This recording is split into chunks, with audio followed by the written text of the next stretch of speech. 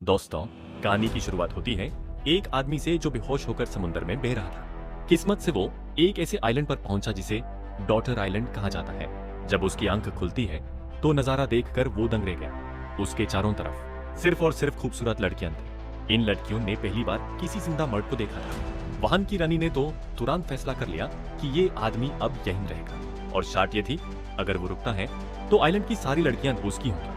शुरू में तो वो आदमी बहुत खुश हुआ, लेकिन जल्दी ही उसे एहसास हो गया कि ये कोई सपना नहीं बल्कि सजा है। रोजाना उसे रानी और बाकी लड़कियों को खुश करना पड़ता था, जिसे वो फिजिकली छूट चुका था।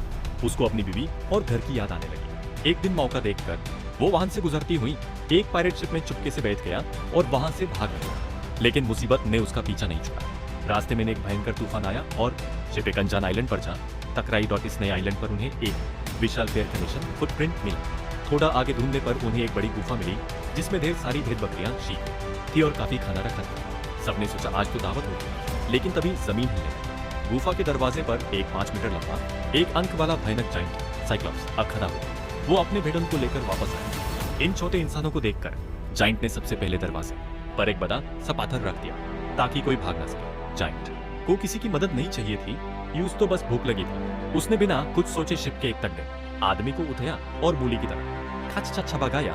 ये खौफनाक मंजर देखकर सबकी रूह कांप गई। हीरो समझ गया कि अगर जान बचानी है तो ताकत से नहीं, दिमाग से काम लेना होगा। उसने वहां पड़ी एक स्ट्रॉन्ग वाइन की बोतल उठाई और जाइंट से कहा, ए बड़े मियां, इंसानों को खाने से पहले ये ड्रिंक ट्राई करो। ये दुनिया का सबसे बेस्ट नशा है। जाइंट ने एक घौंट पिया और वो झूम उठा। उसने एक के बाद एक सारी बॉटल्स खाली कर दी और नशे में वही देर होकर सो गया। हीरो ने तुरंत एक नुकीली लकड़ी को आग में डाल दिया और पूरी तरह से जाइंट की उस एक लौती आंख में घुसा दिया। जाइंट दर्द से पकाउल होकर चिल्लाने लगा। अंधा होने के बावजूद वो दरवाजे पर जाकर खड़ा हो गया और हर चीज को तातोड़ने लगा था। कोई बच कर न जा सका, लेकिन हीरो उससे भी ज्यादा चला गया। उसने और उसके साथियों ने खुद को बेदौन शीप के पेट के नीचे बांध दिया। जब सुबह जाइंट ने भेदन को बाहर चलने भेजा तो उसने सिर्फ उनकी पीठ चढ़ी। उसको पता ही नहीं चला कि मौत के मुंह से निकलकर ये लोग उसकी ही बेदौन के नीचे लटक कर भाग गए थे। वो नौजवान खुशकिस्मती से अकेला बचा था। बाकी अन्य लोगों को रस्सी से बांध दिया गया था। एक दिन और एक रात के बाद तूफान तो रुक गया, लेकिन उनका जहाज पूरी तरह तबाह हो चुका था। सभी लोग मजबूरी में उस रहस्यमयी आइलैंड पर उतर गए। वो नौजवान जब चारों तरफ देखने गया तो उसने देखा कि वहां शेर और हिरन एक साथ पानी पी रहे हैं। कुदरत का ऐसा नजारा देखकर वो हैरान रह गया। जब वो वापस मुड़ा तो पाया कि उसके सारे दोस्त गायब हो चुके हैं। उसने बहुत आवाजें लगाई पर कोई जवाब नहीं आया। तभी वहां एक नकाबपोश लड़की आई। उसने कहा कि वो इस आइलैंड की परी है, लेकिन नौजवान को वो कुछ जानी पहचानी लग रही थी। जैसे ही उसने नकाब हटाया, नौजवान दंग रह गया।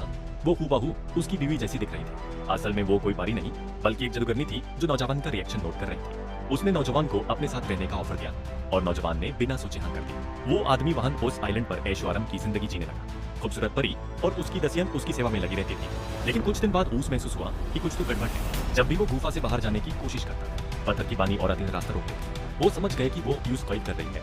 वो बहाना बनाता कि यूज अपने दोस्तों को ढूंढता है, लेकिन जादूगरनी पहले से सतर्क थी। जादूगरनी ने बताया कि उसने उसके दोस्तों को पेक्स बना दिया है और अगर नौजवान ने भागने की कोशिश की तो उसका हाल भी वही होगा। अपने दोस्तों की जान बचाने के लिए नौजवान मजबूरी में वहीं रुक गया। कुछ समय बाद वहां समुद्री लूट में पायरेट्स आ गए। उन्होंने भी जब उस सुंदर लड़की को देखा तो वहीं बचने का फैसला कर लिया। नौजवान उन्हें सच नहीं बता सका। दरअसल उस जादूगरनी की जवानी का राज कुछ और भी था। वो दिखती जवान थी पर उसकी उम्र हजारों साल थी। अपनी जवानी बरकरार रखने के लिए वो हर कुछ सालों में अपना पति बदल लेती थी। देखते ही देखते वो नौजवान, जो अभी 40 का भी नहीं था, एक बूढ़े आदमी में बदल गया। उसकी सारी एनर्जी निचट ली गई थी।